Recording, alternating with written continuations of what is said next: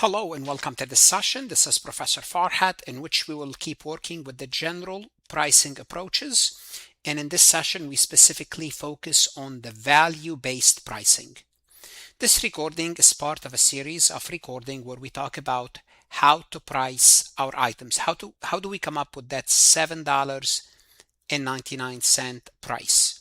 In the prior session, we focused on the cost-based. In this session, we'll look at the value-based, and in the next session, we would look at the competition-based pricing. Just a quick reminder, in a cost-based environment, we start inside the company.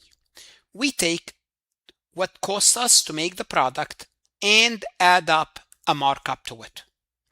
So the customer enters the picture only after the price is built. And this is what we looked in the prior session, and we cover this topic in depth. In this session, we're going to flip this around. We are going to start outside the company. In a market-based or a value-based pricing, we look at what we think the customer is willing to pay, how they see the value, then work backward. So we estimate what the customer will pay, set the price to capture that value, then we check costs to confirm it's profitable. Then we can send our engineers, our accountant, to make sure we can produce a product that's profitable for us.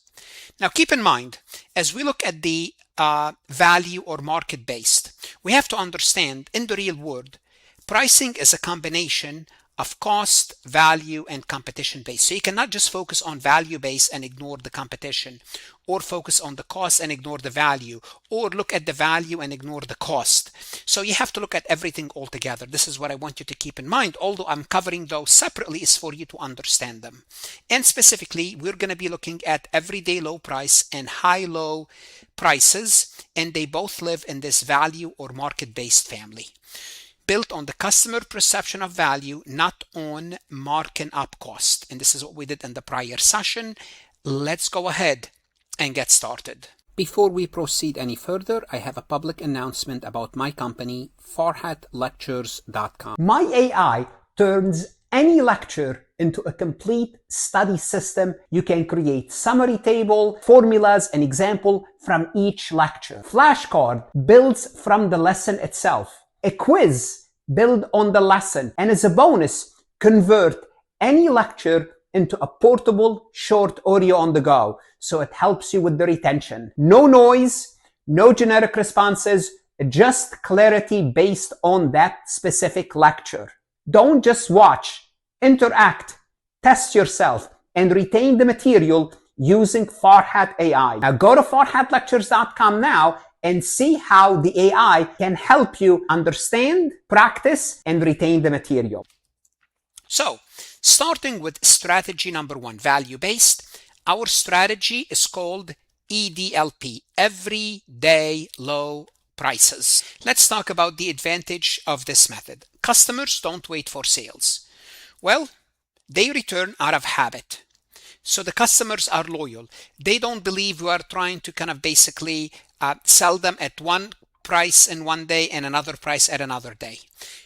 As a result, we have steady traffic, which smoothes and stabilizes demand. Because when you have sales, you have more. When you put something on sale, your revenue would increase. Then when you take it off sales, your revenue will drop. This method will keep revenue steady. Lower marketing cost. Well, we don't have to constantly advertise. We don't have to change our catalog. We don't have to send out circulars or email or engage in any marketing fund, because we don't change our prices. And those savings can flow into the low prices, so lower marketing cost. But what's the catch-off low cost disadvantage?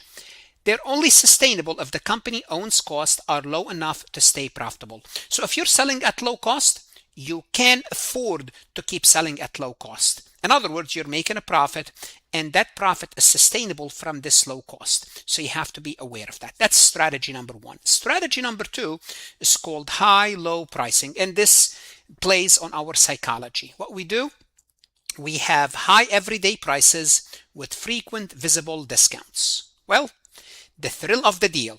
So what we do is on our website, we'll have high prices. Then we say we're offering a discount. So we'll offer a high regular price to anchor the value, say this is how much it's really worth, but we're giving it to you at a markdown. If it feels like a win and it drives the urge to buy. This is the high-low pricing. The problem with it, it's some sort of a price discrimination because impatient buyers will pay the full price. Bargain hunters will wait for the sale to capture that. So the retailer is supposed to capture both the high price and the low price. But the problem is the risk in this is waiting. If your customers know that things will be on sale eventually, or every week or two you put something on sale, they will wait. Frequent and predictable sales train customers to wait. And what's that going to do? That's going to erode the full price sales, and it's going to erode the margin, and it's going to erode your price credibility. So those are the two strategies that are considered value based. And